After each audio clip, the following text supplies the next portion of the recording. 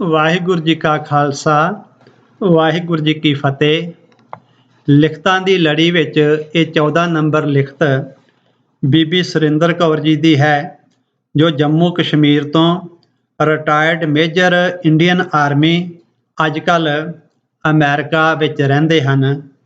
ਉਹਨਾਂ ਨੇ ਲਿਖਤ ਲਿਖੀ ਹੈ ਮਸਕੀਨ ਜੀ ਦੀ ਕਥਾ ਦਾ ਅਸਰ।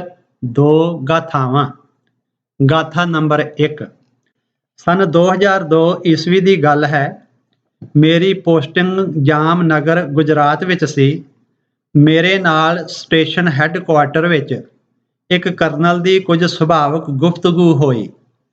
ਗੱਲਬਾਤ ਦੌਰਾਨ ਮੈਨੂੰ ਪਤਾ ਲੱਗਾ ਕਿ ਕਰਨਲ ਸਾਹਿਬ ਧਾਰਮਿਕ ਖਿਆਲਾਂ ਦੇ ਆਦਮੀ ਹਨ।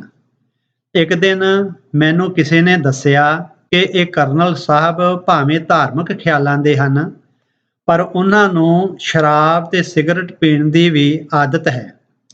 ਇੱਕ ਦਿਨ ਫਿਰ ਕਰਨਲ ਸਾਹਿਬ ਨਾਲ ਗੱਲਬਾਤ ਦਾ ਸਬੱਬ ਬਣਿਆ ਤਾਂ ਮੈਂ ਉਹਨਾਂ ਨੂੰ ਸਵਾਲ ਕੀਤਾ ਕਿ ਤੁਹਾਡੀਆਂ ਸ਼ਰਾਬ ਤੇ ਸਿਗਰਟ ਪੀਣ ਦੀਆਂ ਆਦਤਾਂ ਤੁਹਾਡੀ ਭਗਤੀ ਦੇ ਰਸਤੇ 'ਚ ਰੁਕਾਵਟਾਂ ਨਹੀਂ ਹਨ? ਤਾਂ ਉਹਨਾਂ ਨੇ ਅੱਗੋਂ ਜਵਾਬ ਦਿੱਤਾ ਕਿ ਮੈਨੂੰ ਸਿਮਰਨ ਭਗਤੀ ਵਿੱਚ ਐਸਾ ਕੁਝ ਕਦੇ ਮਹਿਸੂਸ ਨਹੀਂ ਹੋਇਆ ਅਤੇ ਨਾ ਹੀ ਮੇਰੀ ਇਹ ਆਦਤ ਮੈਨੂੰ ਭਜਨ ਬੰਦਗੀ ਵਿੱਚ ਕਦੇ ਵਿਘਨਕਾਰੀ ਪ੍ਰਤੀਤ ਹੋਈ ਹੈ। ਉਹਨਾਂ ਦਾ ਇਹ ਜਵਾਬ ਸੁਣ ਕੇ ਮੈਂ ਕਿਹਾ ਕਿ ਤੁਹਾਨੂੰ ਇੱਕ ਕਿਤਾਬ ਤੇ ਇੱਕ ਕੈਸਟ ਦੇਵਾਂਗੀ। ਤੁਸੀਂ ਕਿਤਾਬ ਵੀ ਕਿਰਪਾ ਕਰਕੇ ਪੜ੍ਹਨਾ ਤੇ ਕੈਸਟ ਵੀ ਜ਼ਰੂਰ ਸੁਣਨਾ। ਅੱਗੋਂ ਉਹਨਾਂ ਦਾ ਜਵਾਬ ਸੀ ਕਿ ਮੇਰੇ ਪਾਸ ਕਿਤਾਬਾਂ ਦੀ ਲਾਇਬ੍ਰੇਰੀ ਭਰੀ ਪਈ ਹੈ ਅਤੇ ਕੈਸਟਾਂ ਦੀ ਵੀ ਕੋਈ ਕਮੀ ਨਹੀਂ। ਮੈਂ ਫਿਰ ਇੱਕ ਵਾਰ ਨਿਮਰਤਾ ਸਾਹਿਤ ਕਿਹਾ ਕਿ ਜੇਕਰ ਆਪ ਜੀ ਕੋਲ ਬਹੁਤ ਸਾਰੀਆਂ ਪੁਸਤਕਾਂ ਪਹਿਲੇ ਹੀ ਹਨ ਤਾਂ ਮੈਨੂੰ ਖੁਸ਼ੀ ਹੈ। ਜਿੱਥੇ ਆਪ ਜੀ ਨੇ ਇੰਨੀਆਂ ਪੁਸਤਕਾਂ ਪਹਿਲੇ ਹੀ ਪੜ੍ਹੀਆਂ ਹਨ ਤਾਂ ਇੱਕ ਹੋਰ ਵੀ ਪੜ੍ਹ ਲੈਣੀ ਅਤੇ ਕੈਸਟ ਵੀ ਸੁਣ ਕੇ ਵਾਪਸ ਕਰ ਦੇਣੀ। ਕਰਨਲ ਸਾਹਿਬ ਖਾਮੋਸ਼ ਹੋ ਗਏ ਅਤੇ ਕੁਝ ਪਲਾਂ ਬਾਅਦ ਉਹਨਾਂ ਨੇ ਹਾਂ ਵਿੱਚ ਸਿਰ ਹਿਲਾਇਆ। ਇੱਕ ਦਿਨ ਮੌਕਾ ਮਿਲਦਿਆਂ ਮੈਂ ਕਿਤਾਬ ਤੇ ਕੈਸਟ ਉਹਨਾਂ ਤੱਕ ਪਹੁੰਚਾਉਣ ਵਿੱਚ ਸਫਲ ਹੋ ਗਈ। ਕਰਨਲ ਸਾਹਿਬ ਜੀ ਨੇ ਅੱਗੋਂ ਕੁਝ ਹੋਰ ਕਹੇ ਬਗੈਰ ਉਹ ਪੁਸਤਕ ਅਤੇ ਕੈਸਟ ਮੈਥੋਂ ਲੈ ਲਈਆਂ। ਉਹ ਕਿਤਾਬ ਸੀ ਸਾਹਿਬੇ ਕਮਾਲ ਗੁਰੂ ਗੋਬਿੰਦ ਸਿੰਘ ਲਿਖਤ ਲਾਲਾ ਦੌਲਤ ਰਾਏ ਤੇ ਕੈਸਟ ਸੀ ਸਰੂਰੇ ਸ਼ਰਾਬ ਅਤੇ ਸਰੂਰੇ ਨਾਮ ਅਤੇ ਮਿੱਠੀ ਜੀ ਆਵਾਜ਼ ਸੀ ਪੰਥ ਰਤਨ ਗਿਆਨੀ ਸੰਤ ਸਿੰਘ ਮਸਕੀਨ ਜੀ ਦੀ।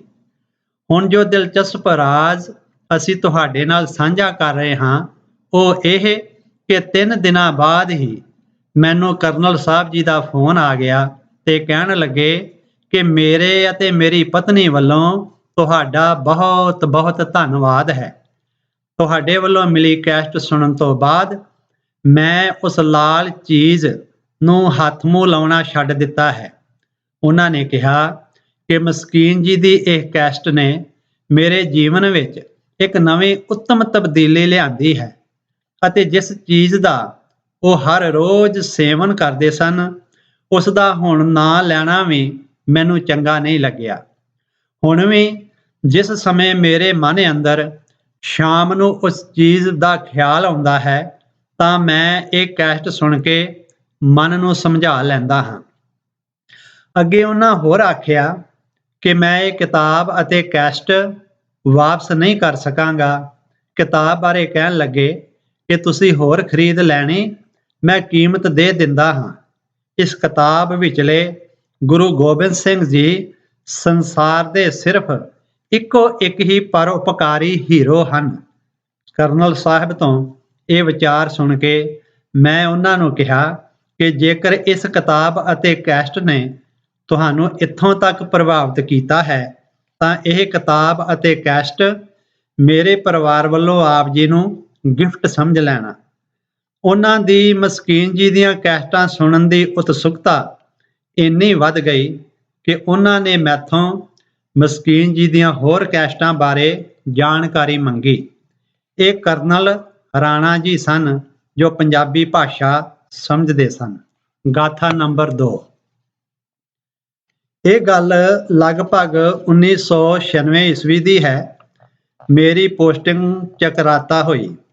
ਇਹ ਅਸਥਾਨ ਦੇਹਰਾਦੂਨ ਦੇ ਨਜ਼ਦੀਕ ਪਹਾੜੀ ਅਸਥਾਨ ਹੈ ਚਕਰਾਤਾ।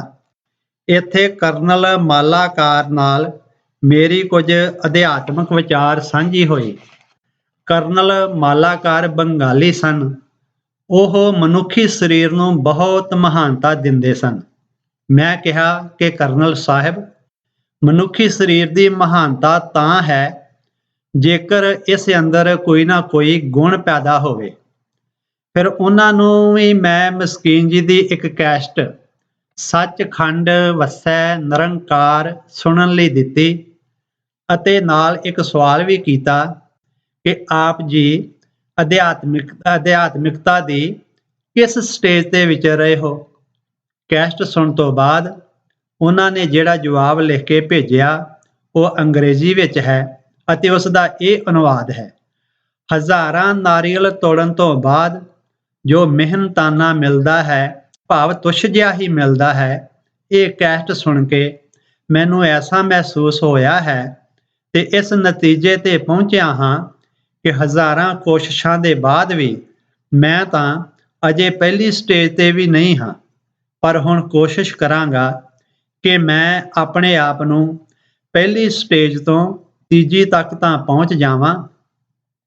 ਉਹਨਾਂ ਦਾ ਇਹ ਜਵਾਬ ਪੜ੍ਹ ਕੇ ਮੈਨੂੰ ਅਤਿਅੰਤ ਖੁਸ਼ੀ ਹੋਈ ਕਿ ਦੂਜੇ ਮਜ਼ਹਬ ਦੇ ਮਨੁੱਖ ਵੀ ਮਸਕੀਨ ਜੀ ਦੀ ਰਸਨਾ ਤੋਂ ਗਹਿਰੀਆਂ ਗੁਰ ਵਿਚਾਰਾਂ ਸੁਣ ਕੇ ਜੀਵਨ ਨੂੰ ਸੁਧਾਰਦੇ ਰਹੇ। ਉਹਨਾਂ ਦੇ ਬੋਲ ਕੈਸਟਾਂ ਰਾਹੀਂ ਵੀ ਸੁਣ ਕੇ ਅਨੇਕਾਂ ਪ੍ਰਾਣੀ ਜੀਵਨ ਸਵਾਰ ਰਹੇ ਹਨ।